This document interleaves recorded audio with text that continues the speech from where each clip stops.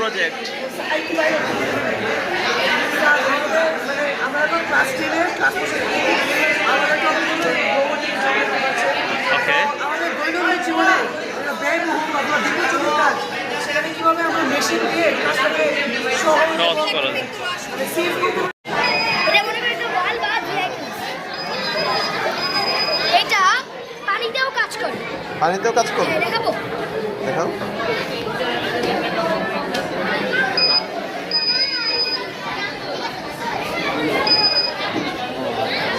হঠাৎ করে যদি বেশি পানি থাকে, পানিতে না পড়ে যায়, ওই জন্য ওটাতে একটা সিগন্যাল দিবে। কি এটা?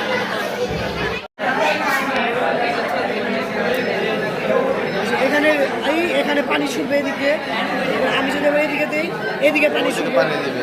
এটাই হলো কাজ। শুধু পানিকে ডিটেক্ট করে, মানে শুধু আগুনটাকে ডিটেক্ট করবে, আর অন্য কিছু করবে না।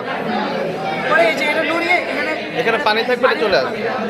এর নামটা কি আসলে? যে ফায়ার ফাইটার বানাইছে, একটা হলো অটোমেটিক ফায়ার ফাইটার রোবট, যেটা এখানে আশেপাশে কোথাও যদি আগুন লাগে সেটা ঘুরে ঘুরে দেখা। অটোমেটিক নিভাই দিচ্ছে। যে কোনো অন্ধ মানুষ আর কি বৃদ্ধ বয়সে খুব একটা হেল্প পায় না, লাঠি ভর করে হাঁটতে হয়।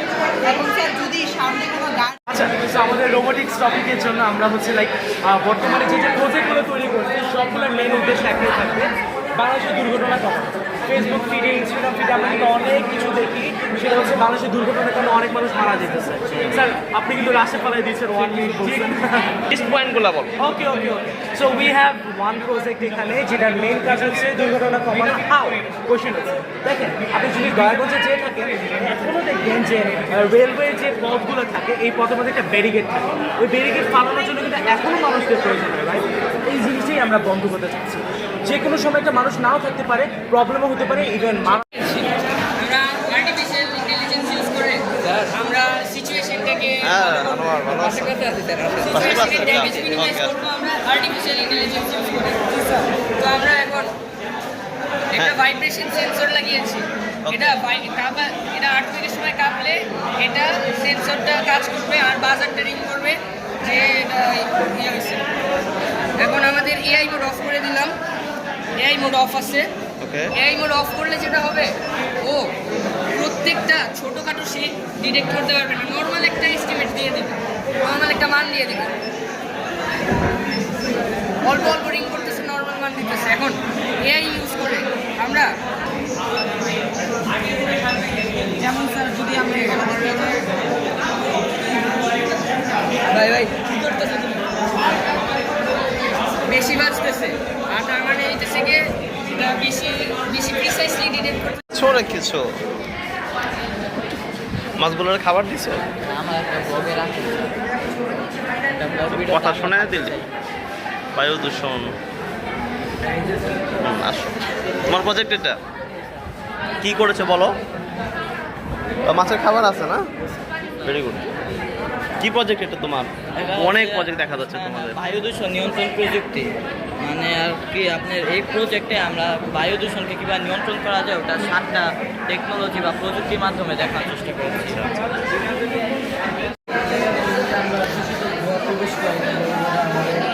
সিগন্যাল দিবে এবং লাইট জ্বলবে, লাইট জ্বলার পরে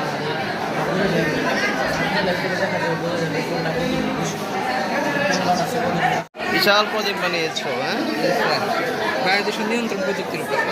বায়ু দূষণ নিয়ন্ত্রণ প্রযুক্তি।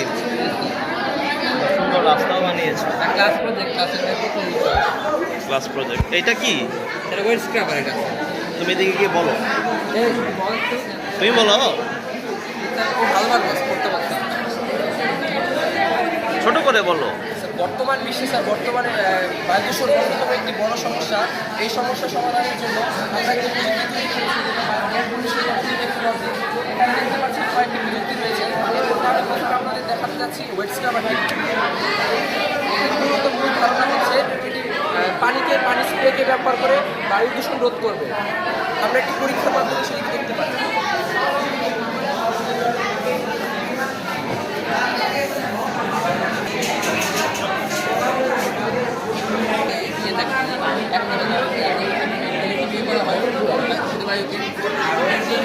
বায়ুটা এখান থেকে প্রবেশ করবে, যখন বায়ুটা এখানে প্রবেশ করবে তখন উপর থেকে একটা পাম্পার আছে, এই পাম্পারটায় বায়ুর উপর পানি ছিটবে, যার কারণে এই বায়ুটা পানির সাথে মিশে ওই যে ধূলিকণাগুলো আছে এগুলো নিচে জমা হয়ে যাবে। এই জমাকৃত ধূলিকণাগুলো আবার এখান থেকে পাম্প থেকে নিয়ে আবার রিসাইকেল করে আবার এখানে ধূলিকণাগুলোর উপর স্প্রে করবে, এভাবে করে এটার এয়ার পলিউশন কন্ট্রোল এয়ারটা ক্লিন করবে, আর এই ফ্যানটা উপরে ওই এয়ারটাকে ক্লিন এয়ারটাকে বের করে দেবে।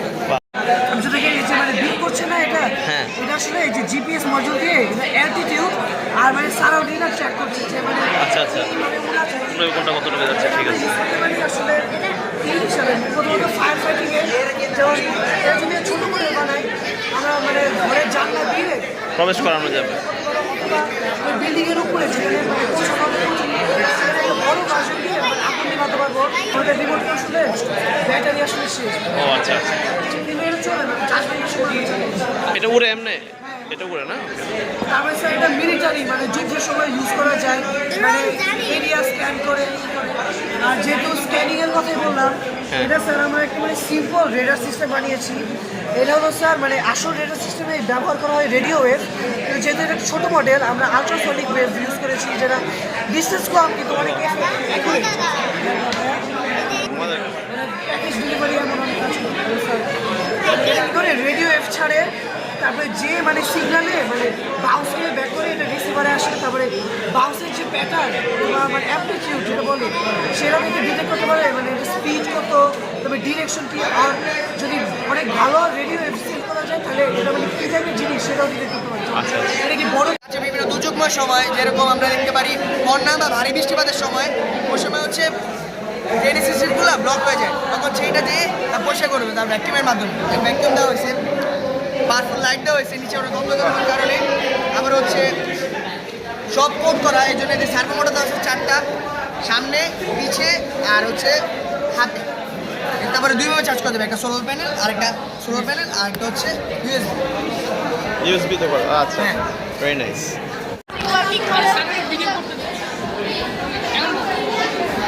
You just said dropping water from sky. Yeah. এবার বলো। Rainwater harvesting working model is a process in which rainwater is collected and stored so that it can be used for later. This water is helpful for drinking water, irrigation or groundwater recharge and other domestic uses. It is an effective way in which groundwater recharge is recharged and then so that it can be used for later. Very good.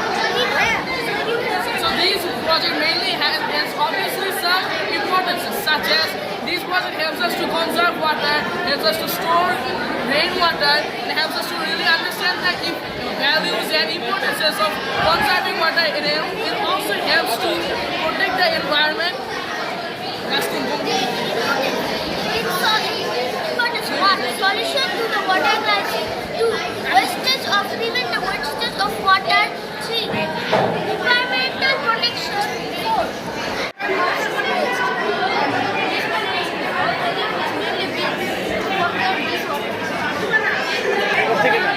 When rain falls, the rainwater is collected from the rooftops of the houses. Okay. These rooftops work as the land surface to collect the water.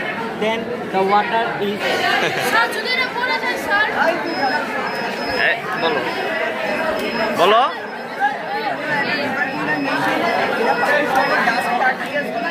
নিয়ে recycling করে এতে পানি ও মাটির ক্ষয়েরই উপকার হয়।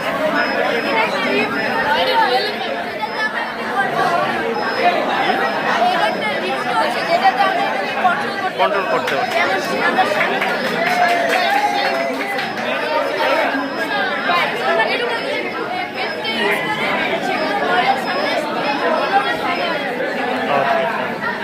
তোমার এটা এত কি করতেছিল? কি এটা? এটা কি? এটা হলো ন্যাশনাল ডিজাস্টার সিকিউরিটি পানি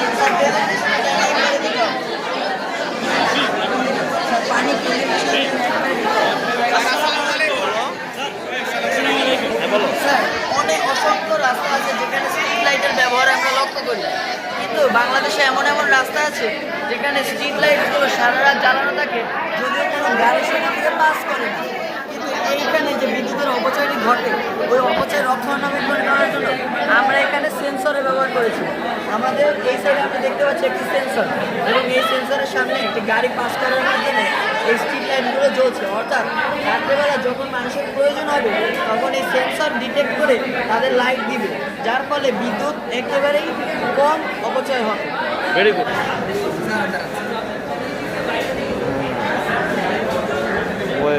তোমাদের 3 জন না 4 জন?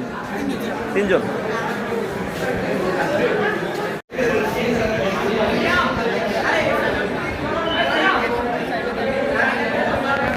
কি বানাইছো এটা? আচ্ছা, আমাদের টপিকের নাম হচ্ছে তো আমাদের চিন্তা হচ্ছে যে বর্তমানে যে অ্যান্টিবায়োটিক প্রচলিত আছে এগুলো কী হয়, আমরা বেশি খাওয়ার ফলে আমাদের যে ভেতরে যে ব্যাকটেরিয়াগুলো আছে এগুলো মাটির রাখলে শেষ হয়ে যায়, যার কারণে এগুলো আর কাজ করে না, মানে অ্যান্টিবায়োটিক খেলেও এগুলো আর মারা যায় না। তো এটার একটা চিকিৎসা হিসেবে আমরা এই মডেলটা বানাচ্ছি। এই মডেলটার মধ্যে যে ব্যাকটেরিয়া যে ডিএনটা আছে এই ডিএনটাকে আমরা যে ডিজাইন করবো, মানে একটা কেমন একটা বৈশিষ্ট্যের মধ্যে দিব যার জন্য এটা দুর্বল হয়ে যাবে। তখন এটা যদি আমরা করি, তখন যদি আমরা অ্যান্টিবায়োটিক খাই তখন এটা ইজিলি মারা যাবে। কিন্তু সমস্যা হচ্ছে আমাদের ভেতরে অনেকগুলো ব্যাকটেরিয়া, প্রত্যেকটাকে ধরে ধরে ডিজাইন করা সম্ভব না।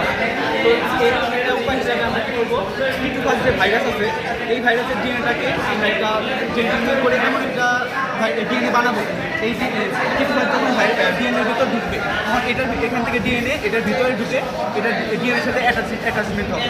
তখন কী হবে, এটা অনেক দুর্বল হয়ে যাবে। তখন যদি আমরা অ্যান্টিবায়োটিক গ্রহণ করি তখন এটা ইজিলি মারা যাবে। বাহ।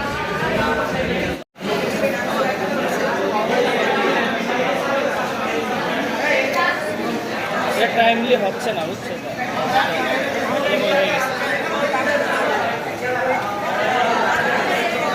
রোভারের হ্যান্ড মডিউল স্যার, মার্স রোভারের হ্যান্ড মডিউল। এটা মেইন রোভারটা থেকে মানে অটোনমাসলি আলাদাভাবে সে এটা স্যাম্পল কালেক্ট করবে।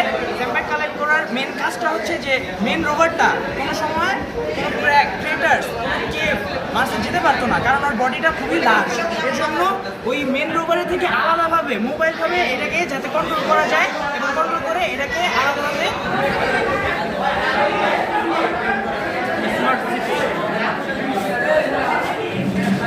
বলে একটা সিটি বানায় ফেলছো না? এয়ারপোর্টও আছে। বলো এবার তো সিটি।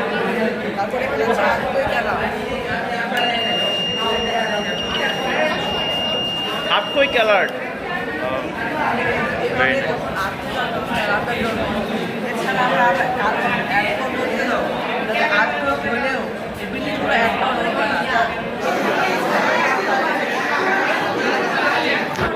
তুমি কি বানাইছো এটা?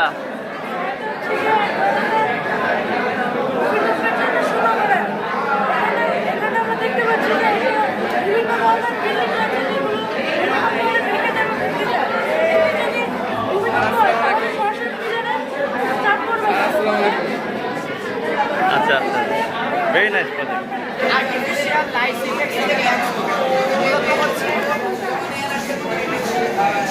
মূলত হচ্ছে আমরা এখানে সূর্যের আলোর বিকল্প হিসেবে লাল এবং নীলের লাইট ব্যবহার করে উদ্ভিদের যে বৃদ্ধিটা আমরা এরা মূলত হচ্ছে লাল এবং নীল আলো আর কি গ্রহণ করতে পারে।